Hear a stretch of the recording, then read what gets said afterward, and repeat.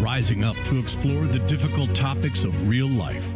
Join us as we proclaim the good, the true, and the beautiful with the simple truth of Jesus Christ and His Holy Catholic Church through Scripture, tradition, and the Catechism. And now, your host, Jim Havens. It is great to be back with you on The Simple Truth, where we proclaim the life-giving reality of Jesus and His Catholic Church. We consecrate everything to the Sacred Heart of Jesus through the Immaculate Heart of Mary and the pure, strong heart of Saint Joseph. It is Wholeness and Healing Monday, fighting to cultivate the health of the whole person, mind, body, and soul.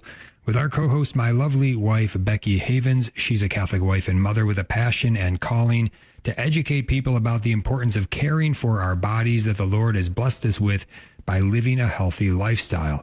She helps others to think outside the cultural norms and to be their own advocate while not falling into the many pressures of modern medicine. She's also the author of Toxin Free in 12 Months, a 12-month guide to help you transition over to a toxin-free lifestyle.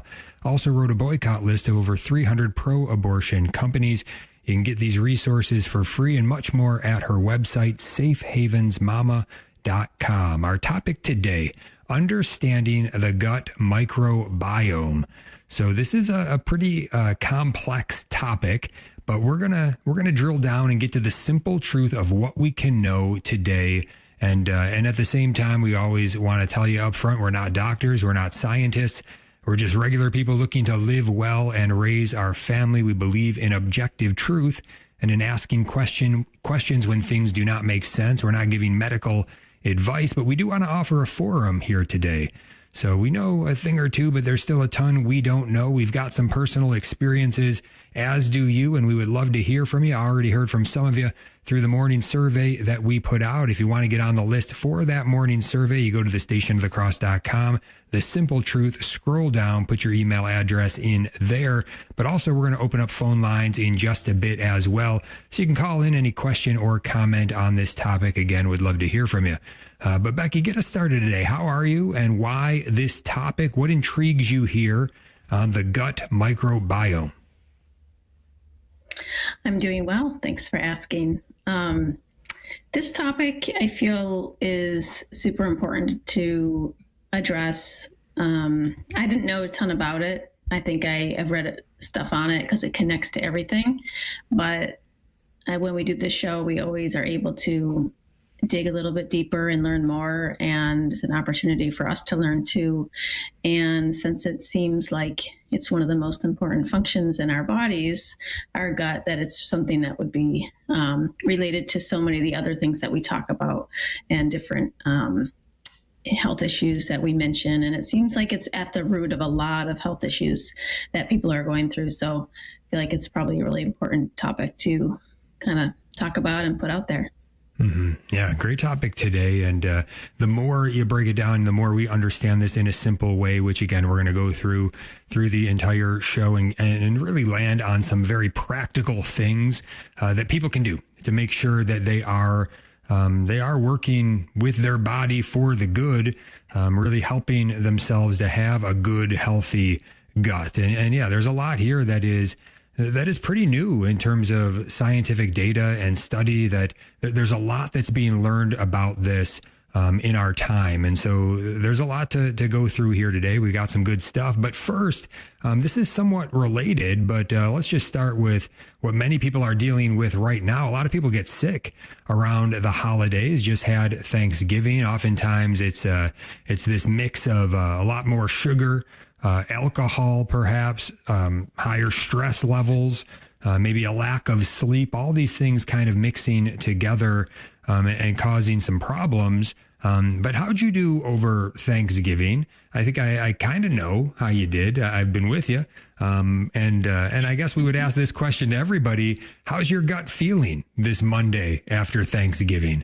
I'll say I think I did all right. I abstained from alcohol completely. Limited the sugar for the most part. I did have a bit of pie, a couple slices. Had to try them after the Thanksgiving meal. I think it was apple and pumpkin pie. Very, very good. Also had a nice Sunday treat yesterday made by one of our daughters, some sort of a layered concoction that was very nice, but also had a few healthy chunks. At least that's what we call them. I think they're called heavenly chunks or something, whatever the processed label of the processed food or whatever it is.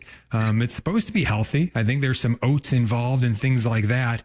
But I think I actually had probably more than a few, probably overdid it the one day when I was hungry and I was on the prowl for some nourishment that day. But we don't have to talk about that. But Becky, how'd you do over Thanksgiving? Anything on this you want to connect the dots on? Yes, I will note to not buy those again if they are a They're little too good. tempting to have in the house.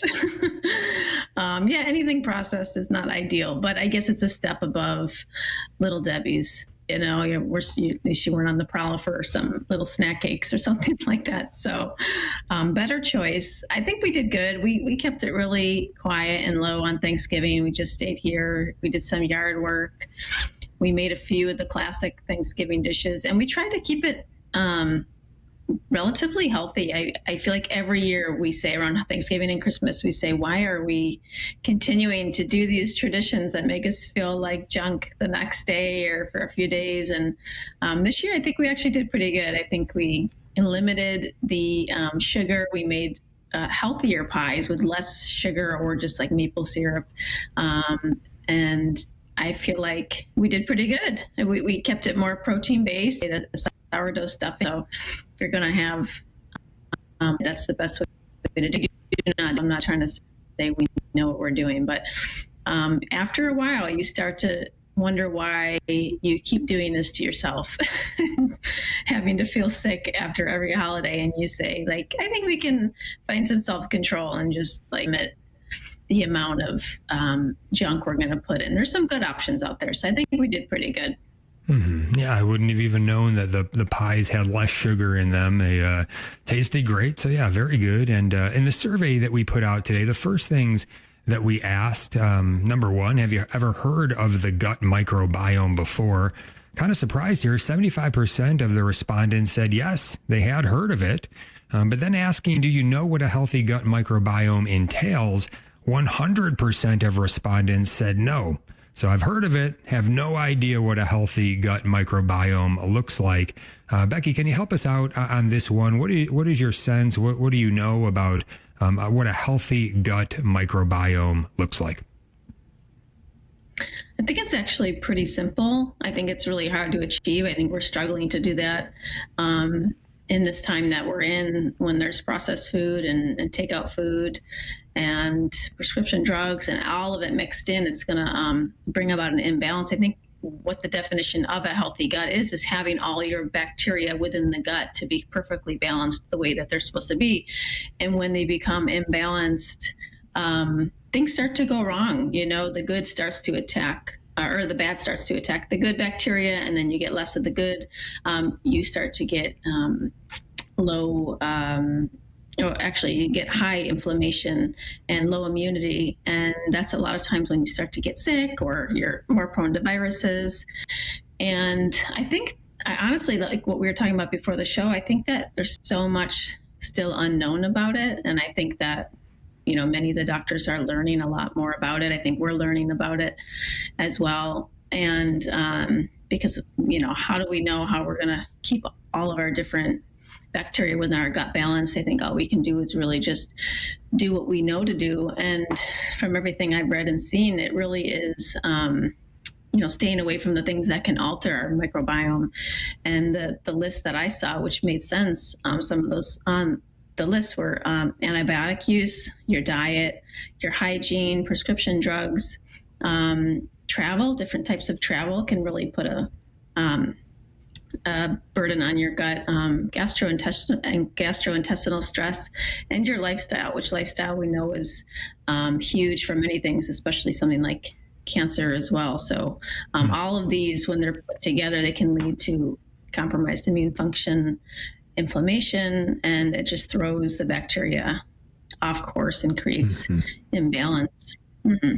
Yeah, we're talking about your gut microbiome today. The more sophisticated might say the gut microbiota. I believe they are synonymous. You can use them either way. And according to the Sonnenberg Lab, which is of the Department of Microbiology and Immunology of Stanford Medicine, this is how it explains it. It says, quote, there are 10 to 100 trillion microbes that reside in our gastrointestinal tract, representing thousands of species. The gut microbiota is a control center for multiple aspects of our biology, including our immune status, metabolism, and neurobiology. Goes on to say the plasticity of the microbiota suggests that it may be a viable therapeutic target and necessitates the pursuit of a fundamental understanding of how extrinsic and intrinsic factors alter its composition, function, and interaction with the host. End of quote. That's the big, complicated, fancy way to say it. Here's my translation. A healthy gut microbiome is super important for overall bodily health and even strong mental health. And it seems that we can do some things to heal and to strengthen the gut microbiome, but we still have a lot to scientifically learn about it all. But we're going to break it down. What do we know already at this time? Where can we land in understanding some of the best things that we can do to this part of our body that is so vitally important to the way that our body is functioning? And so we're going to get into a lot more when we get back, including some of your questions and comments from the survey today. Also, you can call in right now. Phone lines are open, 1-877-511-5483.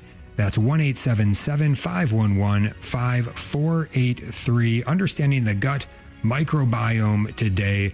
And we got a lot to get to when we get back. And the way that this connects even more than just the body, but also the soul, we're going to lead with that when we get back. Stay tuned. There's no better way to start your day than with spiritual formation from inspiring priests. The message of the Divine Mercy is easy as A, B, C. A, we have to ask for mercy, right? So our Lord tells Sister Faustina, unless souls come and draw from my mercy, they will never have peace. We have to ask for mercy, A. B, we have to be merciful.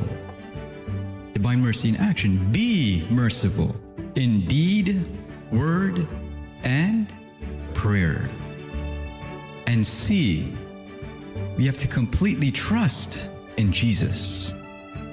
A, B, C. Very easy, okay? So that's the essence of the message of Divine Mercy. That's Sermons for Everyday Living from 6 to 7 a.m. Eastern on the Station of the Cross. Did you know that an unwanted car or truck can make a great gift?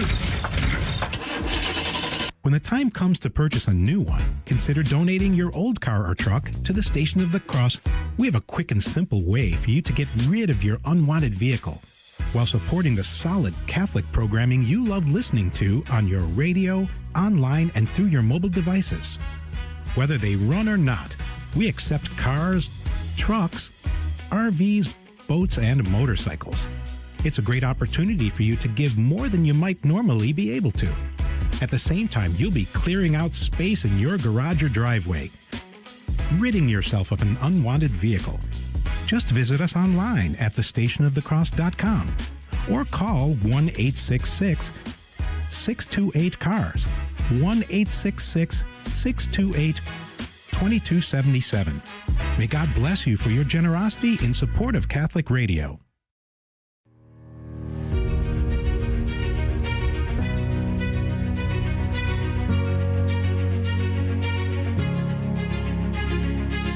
Welcome back to The Simple Truth. Jim and Becky Havens here talking about understanding the gut microbiome today on this Wholeness and Healing Monday. If you want to call in on this topic, 1-877-511-5483. That's 1-877-511-5483. Let's remember what the Catechism of the Catholic Church says, paragraph 365. The unity of soul and body is so profound that one has to consider the soul to be the form of the body. It is because of its spiritual soul that the body made of matter becomes a living human body. Spirit and matter in man are not two natures united, but rather their union forms a single nature. So this unity of body and soul, that is our human nature. And then talking today about this gut microbiome, this is something that our ancestors for so long, they would not know a whole lot about this. They certainly, I don't think, would have called it this. I don't know when this phrase was coined, gut microbiome. Not sure about that, but I know obviously a lot has advanced with high-powered microscopes, because this is a world we're talking about today that would be otherwise invisible to our eyes. And there's a lot of things like that. There's a lot going on that we do not see. We do not see the soul, and yet it is real. It's a world that is invisible to our eyes, the spiritual world that exists with holy angels, with fallen angels and demons, with God, his very presence, with Our Lady, with the holy saints. I mean, there is there are many different realms that are invisible to our eyes. We're talking about this realm of this gut microbiome, but it makes me reflect on all of this, right? Because they're all sort of analogous in a certain sense, in the sense that whether we can see them or not, there is objective reality. They're there, whether we can see them or not. And our ways of seeing can be improved so that we can see them. Some of these that we can then observe actually physically, right, with a high-powered microscope, but to understand that there is a way things work. Not everything, no matter how high-powered the microscope, are we going to be able to see, and yet it doesn't mean it's not there. It doesn't mean it's not objectively true. It is. And there's a way things work, and we ought to understand it. Many of the most important things are this way. So, look, we can observe in this case the microbiome world with good enough microscopes. In the spiritual world, we can't directly observe what is invisible to our eyes, even with the greatest microscope. And nevertheless, it is objectively true. But in both cases, what we do visibly with our bodies even dramatically affects the invisible world, which in turn then goes on to affect the body. So you see how this unity is so important to understand. Also, you can think of the world of thoughts. The world of thoughts cannot be measured with a microscope, can't be seen, observed with a microscope, no matter how high powered. Yet our thoughts can be observed in some sense in the consequences that are caused by them. So you can kind of understand maybe what somebody was thinking when you see what they do. Sometimes not. Sometimes it might just confuse you, but sometimes you can. And so again, there is so much more than what we can see, even so much more than what we can observe with the most powerful microscopes, and understanding what goes on in these invisible realms and how they work is vital. So we certainly can understand this in the spiritual life. It goes as well in the life of the body, in the microscopic life that we can come to understand. And that's what we're looking into today when it comes to the gut microbiome. And to just say that this is important because it affects our overall health in a big way. One of the symptoms of having a problem here with your gut microbiome is fatigue. How are you going to be doing if you've got a bunch of fatigue and you've got responsibilities that you need to fulfill throughout the day, things that are vital to your vocation, to the good work that you're being called to do? It's important to understand what's going on. And if you can rid yourself of that fatigue by addressing what's going on in your gut microbiome, then don't you think that would be kind of important? So that's why we do these shows. That's why it all connects here on Catholic Radio, even though this is maybe somewhat different in what anybody else might be doing, talking about these topics. We do believe they are important. I think we believe that you understand that many of you in the audience have expressed you understand how important it is. And so that's why we bring them to you. But Becky, any other thoughts as we kind of just reflect maybe a little bit more philosophically on things here?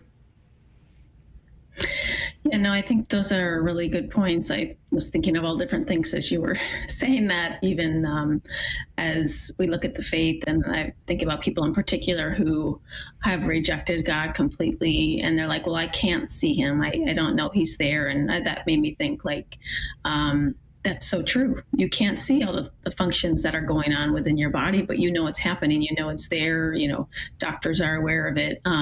So it kind of made me think that's like a great analogy kind of in my mind when I'm thinking about speaking to different people about the faith. I don't know, just a thought that I had. But anyways, it really is so interesting because there is something called the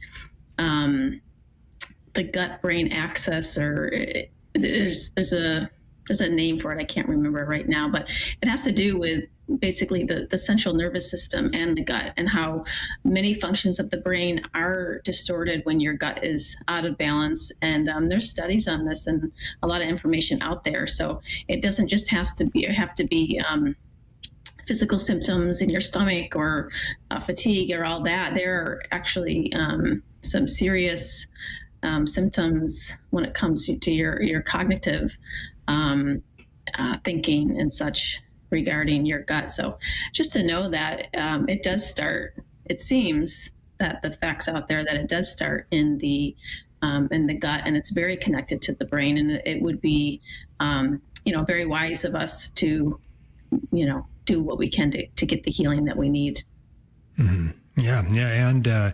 And what we're talking about here, when we're talking about the gut microbiome, this is not something that is primarily in the stomach or even the small intestine, but it really is the large intestine that we're talking about mostly here, most dominantly. This is the colon, which I was learning about how all this anatomy works right before the show. So I was not very well up on how everything is functioning there, but it's the large intestine that we're really talking about here. And so let's go to one resource I like to turn to, which is the Cleveland Clinic. This is what the Cleveland Clinic has to say about the gut microbiome. It says the gut microbiome is a microscopic world within the world of your larger body. Your gut, inside your intestines, is in fact a miniature biome populated by trillions of microscopic organisms. These microorganisms include over 1,000 species of bacteria, as well as viruses, as well as fungi, as well as parasites. So your gut microbiome is unique to you. Infants inherit their first gut microbes during vaginal delivery or breastfeeding. In fact, if it's a C-section, then that kind of messes up the process somewhat. And so there's a bunch to understand about all of this. Also, it is affected generationally. Really, it's something that is being handed on by the way, well, as we can see in the very delivery of the child, there's a handing on of the gut microbiome that is taking place. And so it's kind of important what state the mother is in terms of her gut microbiome at that time. Again, this is an area that I think I haven't heard anybody talk much about this, but this would be an area for a pregnant mom to certainly be on top of, and for there to be some protocols that she could understand and just make sure that she's doing the best for herself and for her child during that time. But yeah, it goes generationally, but there are still things that we can do that affect our own unique microbiome as well, gut microbiome. Experts often refer to this as the second brain. That's, again, how important this is, again, that brain connection here. And the goal is to have a healthy gut microbiome. So the Cleveland Clinic says factors like your diet, infections, and certain medications can affect its balance. Having an unhealthy gut microbiome can lead to certain diseases and affect your mental health. Your intestinal tract is your largest immune system organ, with about 80% of your immune producing cells living there. Symptoms of an unhealthy gut microbiome, an imbalance of healthy and unhealthy microbes and their function, is known as gut dysbiosis. And so it says here that we've noticed that people with different mental health issues or mood disorders have gut dysbiosis, meaning there's alterations in the composition of the gut microbiome and its function.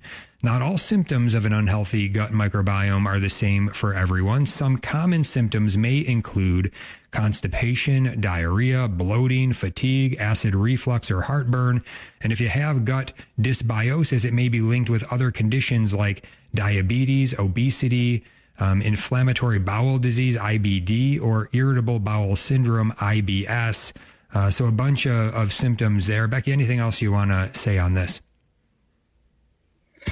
You had me in your last segment when you were talking about the baby and the mom and how it's, the gut microbiome gets passed to the baby. So I was kind of looking up a little bit while you were talking, and I just feel like it's so interesting to me because, yeah, nobody ever tells you that. That's not even something that is in the realm of discussion when you're pregnant or you're talking to your doctor. At least it wasn't for me. And it just shows that we are learning so much, and we have a lot of work to work through on learning all of this. But even just, breastfeeding your baby, I know that that actually gives the baby a lot of good bacteria and actually helps the gut to be established in a really healthy way. So even that's just one way that you can bring some healthy bacteria into your baby. And it's just so interesting. I mean, there are even studies that are linking autism to unhealthy gut microbiome, and I've heard of that, and food allergies, and so many different things that that I think is actually hopeful. Now that you know maybe what's causing these things, let's work on it, and let's see, let's get to the root and see why. I think it's going to be different for each individual, but I think there's ways to find out how to heal for each person. Yep. Yeah, that's where we want to go next. In fact, in the survey, we asked the question, do you have any experience in attempting to heal your own gut microbiome? 75% of respondents said no. Here's one response. No, but one Lent, I decided to give up all wheat, gluten, partly because I figured it would be a huge sacrifice. And I had also just read Wheat Belly. Although I wasn't specifically having trouble before, I think there were some overall health improvements. And so this is an interesting comment, because this is where this topic really emerged from a couple of weeks ago when we were talking about gluten and gluten sensitivity, as well as gluten allergies, celiac disease. We broke it all down in that episode. People can go back and listen to it.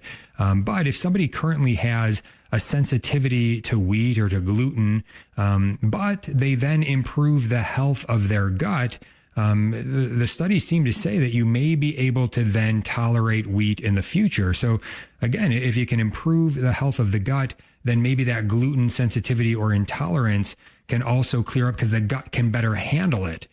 So there's one interesting aspect there. Now, this doesn't apply to celiac disease or to a gluten or wheat allergy. Those are different things, but just pertaining to gluten sensitivity or intolerance.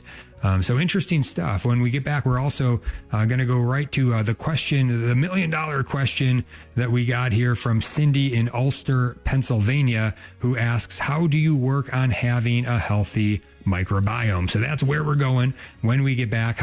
What can you do to improve the health of your gut microbiome? If you have anything that you want to share on this, any comments, any questions, phone lines are open. You can give us a call now, 1-877-511-5483. That's 1-877-511-5483. So what about diet? What about fasting?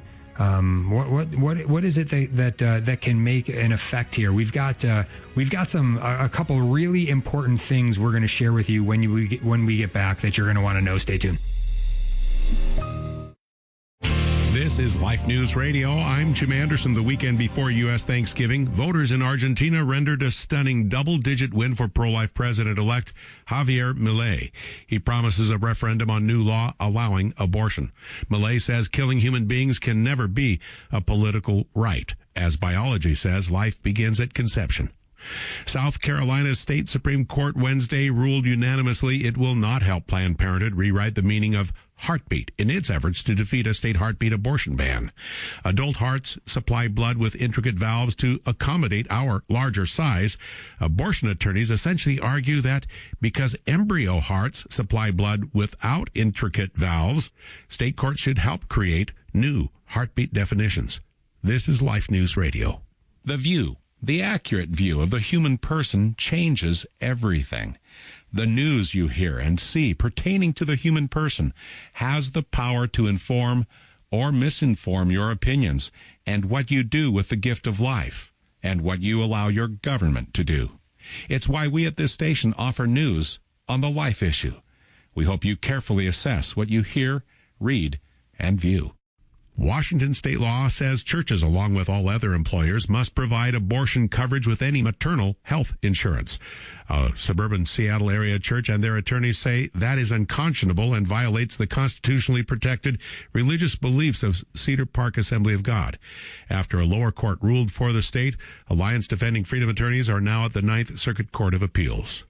And a similar religious rights case pits Catholic schools against Michigan law. The schools want the religious freedom to hire only teachers who will teach using Catholic doctrine and curriculum on the family. For pro-life headlines delivered to your email address daily, sign up at lifenews.com. This has been Life News Radio.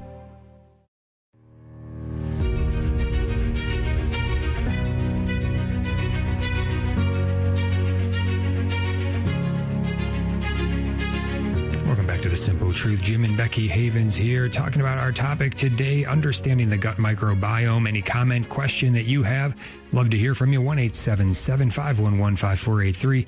That's 1-877-511-5483. Now, if you're just tuning in and you're like, what is this all about, the gut microbiome? Well, you'd have to go back and listen to the beginning of the show to really understand the fullness of what we're talking about here. You can go back via podcast. You go to the stationofthecross.com, iCatholic Radio, the mobile app will help you out anywhere where you find podcasts as well.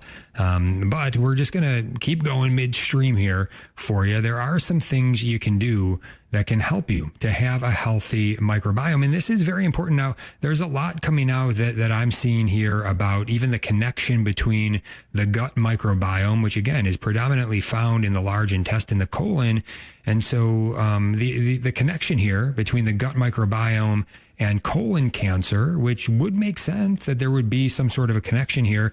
The gut microbiome, when it is unhealthy, has a lot to do with inflammation, and inflammation in the colon would not be a good thing, and would seem to be quite a big factor in terms of colon cancer. So there's a lot to understand here, a lot that is very, very important. So what can we do about it? Becky, why don't you take a swing at that question, and then I'll lay out a whole bunch of stuff that I found. Sure. I really think it depends too where you are in your everyday life. Like if you're somebody struggling with autoimmune disease or IBS or, cancer or, any disease that you can think of, it's going to look different from them. If you're just trying to prevent, off balance of your gut, or if you're just trying to minimize the effects, or if you're trying to, get it into balance, how do I upkeep it? I think it's different for everybody. So, if you're just like an average person who's just trying to live healthy, maybe sometimes you get a stomach ache or you struggle with this or this a little bit here and there. I would say, the best way to go is your diet. Just clean up your diet. I think so many issues can be resolved when you cut out processed foods and sodas and white sugar. I know we did something like that years ago, maybe 10 years ago. I think we both dropped at least 20 pounds within a few months. I had significant health changes in a good way while doing that.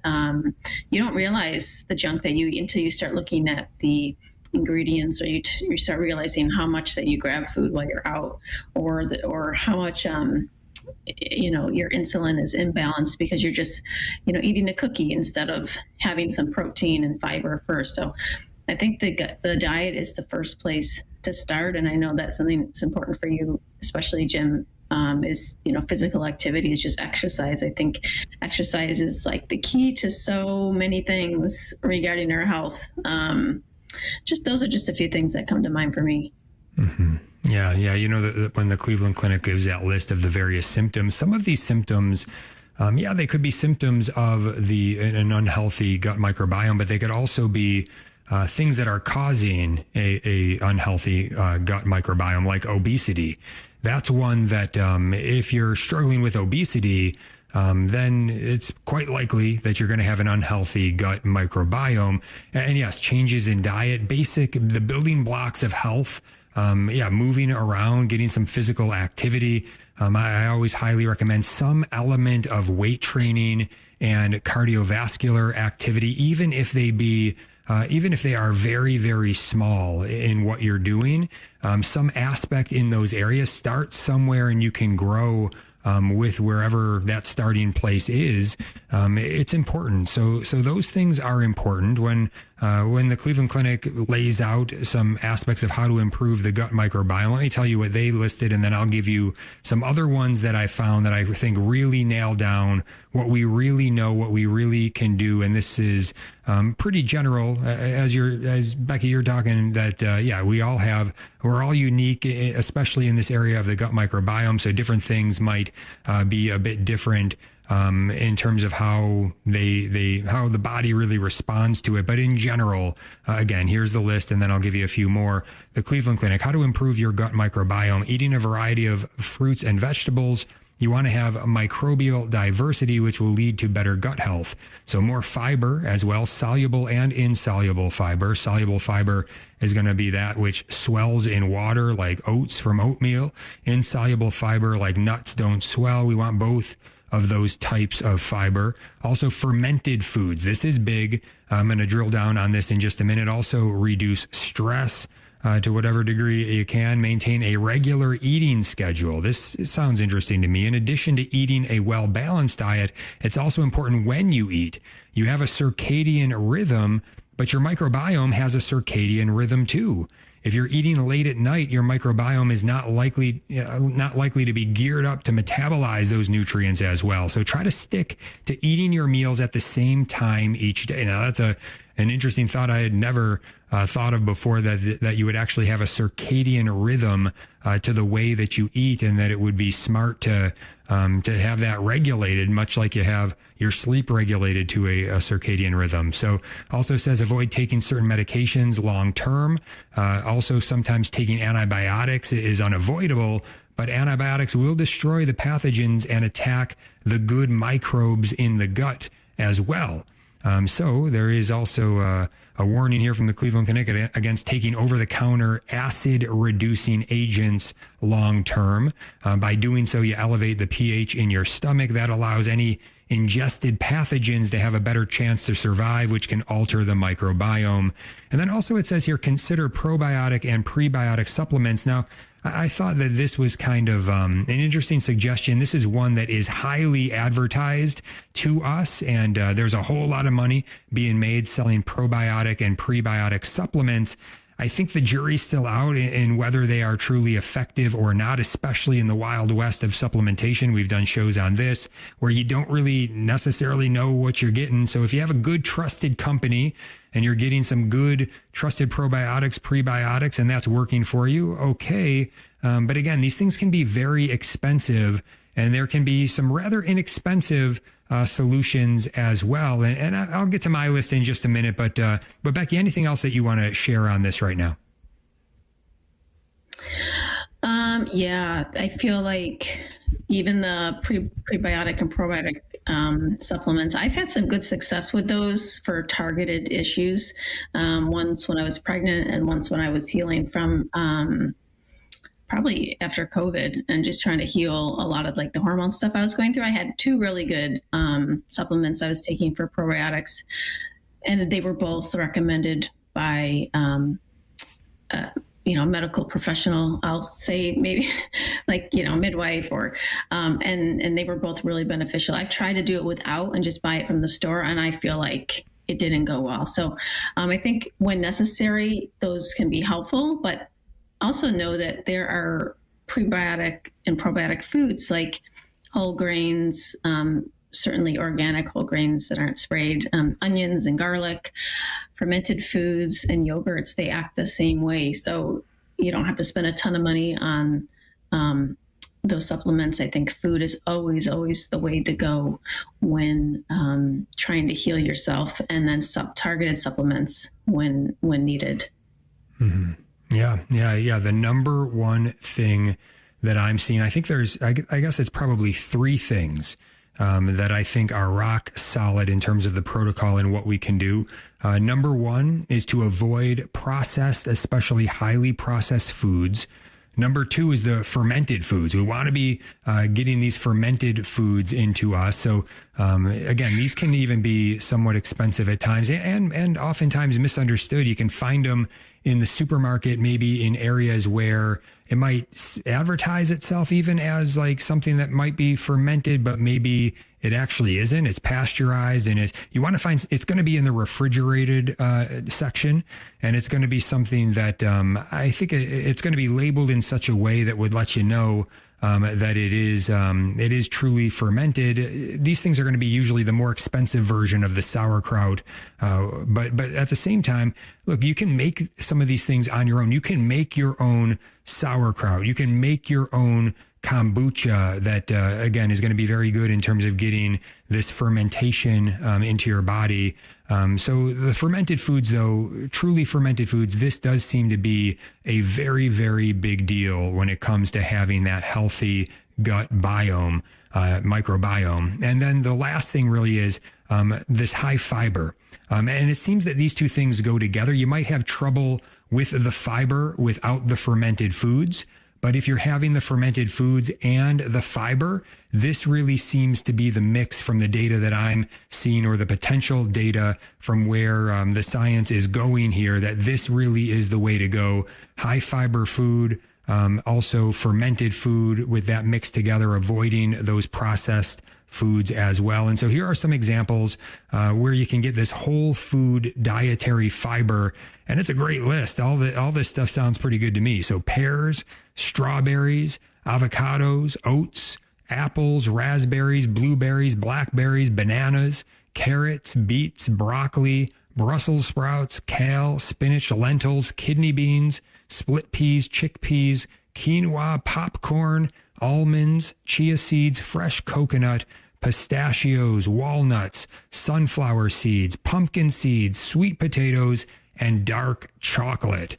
So again, a mix of things. You want the variety, you want the diversity here, but a lot of good ways to get fiber. And Americans are notoriously low in terms of dietary fiber, from what all the data seems to suggest.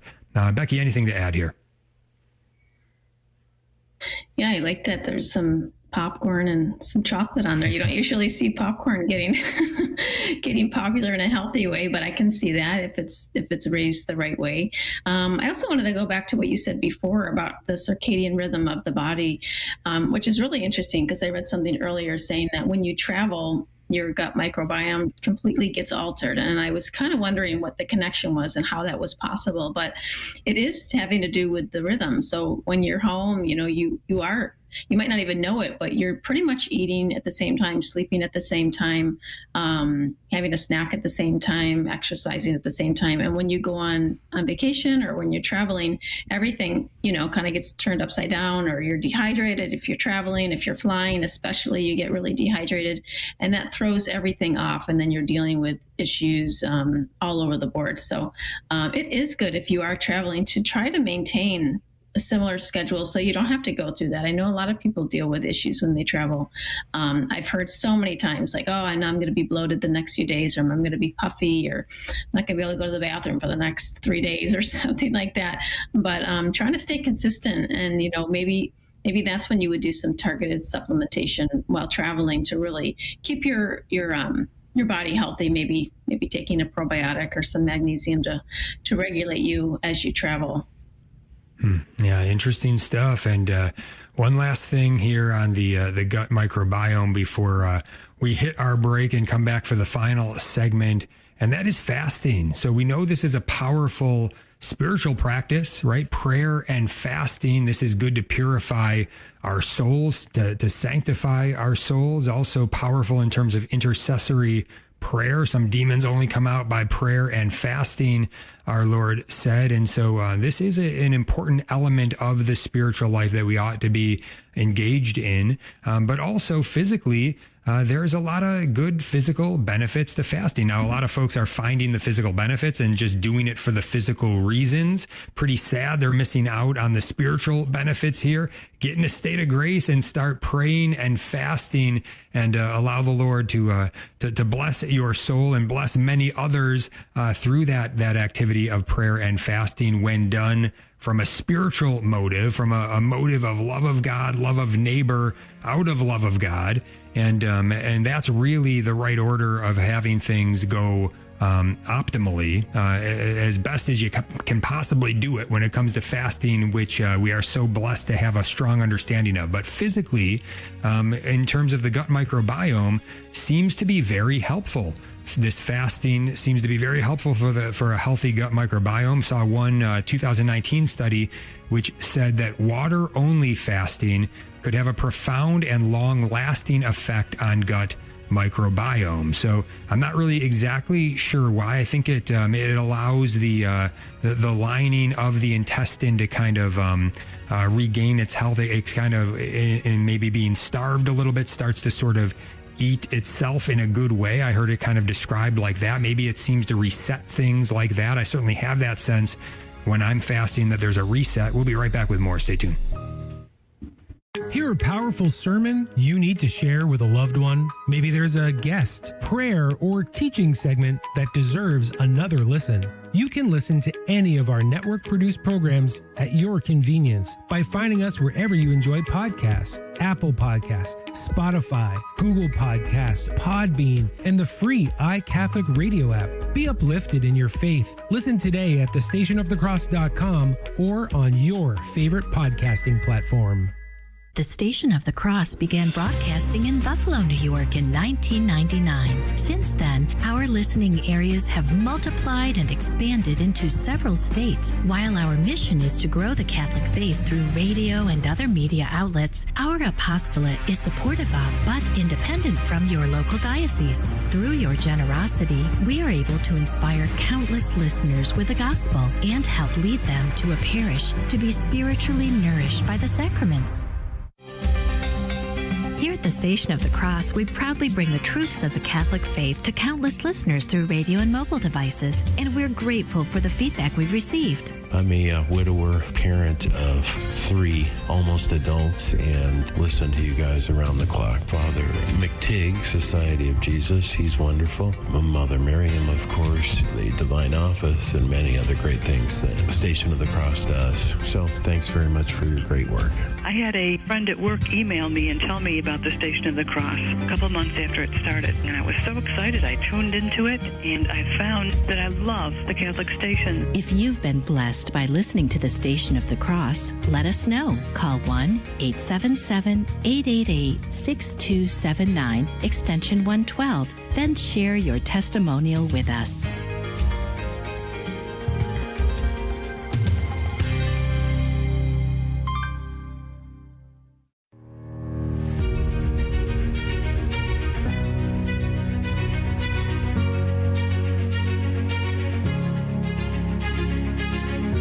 Welcome back to The Simple Truth. Jim and Becky Havens here talking about the gut microbiome. We want to understand it. We want to have a healthy gut microbiome to whatever degree we can in order to feed the life of the body, the life of the soul, the life to the full that we are called to receive and to gratefully and faithfully live in this life. Thanks be to God.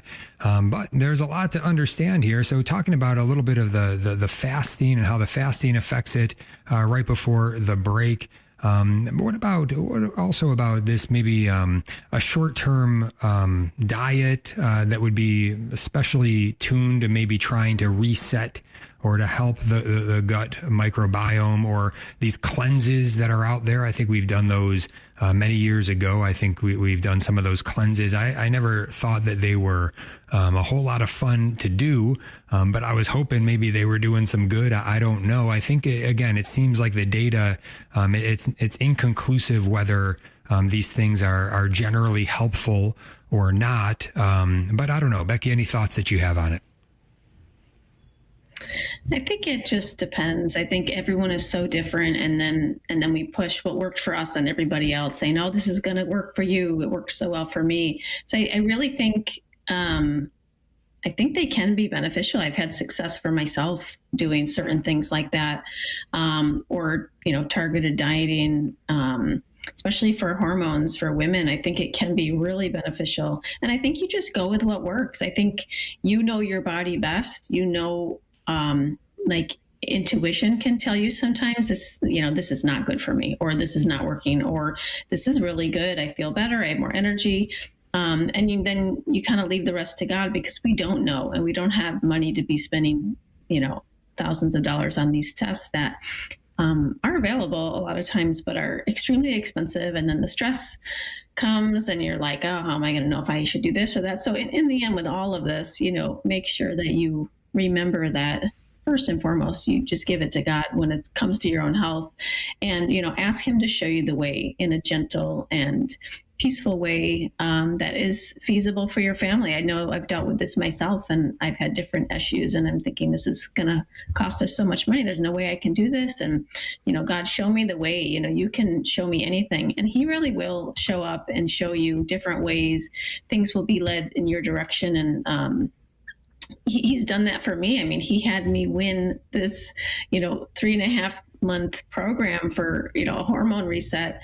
I won it free. Like, there was no way I could afford that. It was so expensive. And I put into a drawing, you're always the person who says, I'm never going to win. And I knew like God was showing me, like, I'm going to help heal you through this. And he did. I mean, amazing things came through it. I'm still human and dealing with other issues and a lot of this stuff, but it was such a blessing. So give it all to him in the end, and he'll show you the way to go.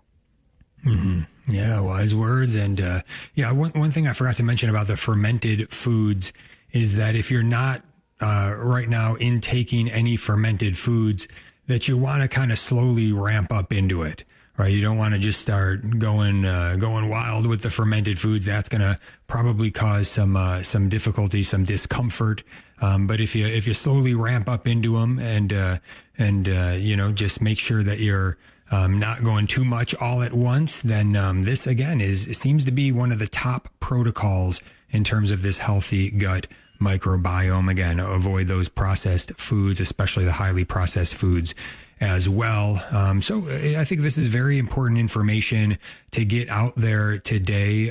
We did have one more question that came in. I want to throw that at you now, Becky. Kind of a fun one here. Can you speak about IBS? I know we were talking about this earlier, you and I, and it can be uncomfortable, but at the same time, when you look at the data, literally 60 million people are struggling with this in the United States. So that's 20% of Americans are dealing with this. So it might be awkward, but people are dealing with it, and they probably aren't going around telling people they have it. I mean, actually, some people do, and they're very specific about their symptoms. But it's good to be aware of it. And so the one thing that gets me about IBS is that so many doctors say, all right, this is it. You cannot be healed of this. It's just something you're going to have to deal with, and we're going to just make you comfortable. We're going to give you medication just to cover up your symptoms, and we'll go from there and see how you feel next year or in six months or something. And the issue is that I always feel like there's a root to everything. There's God intended healing for our bodies, and so if possible, we're to seek that out. And so when you Google and search for things, a lot of people say, yeah, once you have IBS, that's it. But then you can find little articles here and there that says, I will help you heal like your IBS, or these are the ways to heal your IBS. And so it gives people hope, like, yes, I can overcome this. So what's the root? And I think it's going to be different for everybody, but why are you struggling with that? A lot of the causes of IBS would be like food allergies, overgrowth of bacteria. And a lot of times they're finding, you don't have enough digestive enzymes to, bring your food down. And so it's just going in like clumps of food. You're not chewing enough. You're not relaxing during your meals. Your acid is low. And so there's definitely ways to help that. Another thing is parasites living in the gut. That's said to be a reason for IBS, zinc or magnesium deficiency, and heavy metal toxicity. So there is a connection. And something I learned as well, which I thought was so interesting, was that doctors were told that IBS was a psychological condition and to treat it that way. So a lot of doctors are still to this day putting patients on like anti-anxiety medication for IBS, thinking that it's psychological in their head and it's not actually something going on. In the end, it might all be connected somehow, but I don't think that that's going to solve the person's problem. So I think there is a lot of hope when healing IBS, and I think it's getting to the root of the problem and going from there.